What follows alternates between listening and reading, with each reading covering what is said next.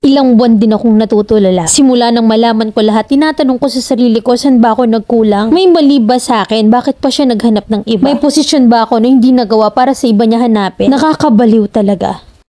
My late husband died last year. Sobrang sakit kasi maliit pa yung anak namin. Hirap na hirap ako mag-move forward kasi wala akong maisip na dahilan para magalit sa kanya. Sobrang bait ng asawa ko, lahat binigay niya sa amin. Lahat ng needs and wants naming mag-ina. Spoiled wife nga yung tawag nila sa akin. Until one day, mag 4 months nang nakalibing yung asawa ko. Bigla akong nakita sa cellphone niya yung dummy account niya at dun ko nalaman ang sikreto niya na may other woman siya. At sa dummy account na yun ay puro kalandian ng babae. Ang matindi pa, mga nakasex niya yung iba. Hanggang sa napansin ko na merong isang babae na lagi niyang hinahanap sa search bar. Nahanap ko yung friend ng babae at alam nila na patay na yung asawa ko. At kakilala din nila ako at ang anak ko kasi daw nakikita daw nila ako. At sinabi rin sa akin ng friend niya na may anak din daw yun. By the way, hindi nila alam na ako yung asawa at ang alam nila kapatid lang yung kachat nila. Pinunta ko yung girl na sinasabi na naanakan daw ng asawa ko. Pakilala ko na sister dun sa other woman. Hindi ko siya inaway kahit galit na ako. May anak daw sila, 3 years old din, halos kaedad ng anak ko. Pero hindi daw kinilala ng asawa ko kasi hindi daw nagsusustento ang asawa ko sa bata. Hindi din daw apelido ng asawa ko yung dala at ang sabi pa ng babae, hindi daw siya naghahabol ng kahit na ano. O hindi daw siya nanghihingi ng kahit na ano sa asawa ko. At alam daw niya na mahal ng asawa ko kaming mag-ina. Tinanong ko siya kung nagmahalan ba sila. Pero ang sabi niya, mahal ko siya pero siya hindi ko alam kasi hindi naman siya nag-I love you sa akin. Na ang lagi niya lang sinasabi sa akin na mahal ko yung asawa ko at ayokong malaman to ng asawa ko. Sa nalaman ko, dapat ba akong matuwa doon? Ilang buwan din akong natutulala at simula nang malaman ko lahat, itinatanong ko sa sarili ko, saan ako nagkulang? Na may mali ba sa akin? Bakit pa siya naghanap ng iba? May posisyon ba ako na hindi nagawa para sa iba niya hanapin? Nakakabaliw talaga. Hindi nagkulang yung asawa ko sa amin ng anak ko. May bahay kami, malaki. Naiwan niya yun sa amin galing sa mga insurance niya. Naging mabuting ama siya sa anak namin. At sa akin, oo, naging mabuti din siya. Ramdam ko na mahal niya ako pero hindi siya naging faithful. Sinabi ko sa side ng late husband ko yung mga nalaman ko pero sabi nila, huwag ko na daw intindihin yun. Magpatawad at kalimutan ko na daw. Total hindi naman daw pala naghahabol yung other woman. At wala naman daw masusumbatan o matatanong dahil wala na yung asawa ko. Valid ba yung nararamdaman ko na masaktan kasi naasa ako na hihingi sila ng sorry sa akin? In behalf of our kapamilya, kami na yung hihingi ng sorry sa mga nagawa niyang mali. Sana mapatawad mo na siya, hindi man ngayon pero sana soon para makakayat na siya or makapunta na sa dapat niyang puntahan. Pero walang ganon. Magpapalegal advice din ako para sa anak ko talaga mapunta yung bahay namin at wala nang ibang pwedeng makakuha nun sa kanya. Masama na ba ako sa part na yon? Ayoko lang kasing may maging kahati yung anak ko sa mga naiwan ng ama niya. Dapat ba na maging okay na lang ako kalimutan ng lahat ng nalaman ko? Na kasi patay na at naging mabuti naman sa amin at hindi naman kami pinabayaan. At ito pa, dapat ba na maging kampante ako sa salita ng babae na hindi siya maghahabol? Na kahit walang proof na sa asawa ko yung bata na yon. Sana mamilin mabasa mo yung sulat ko. Letter sender, blind.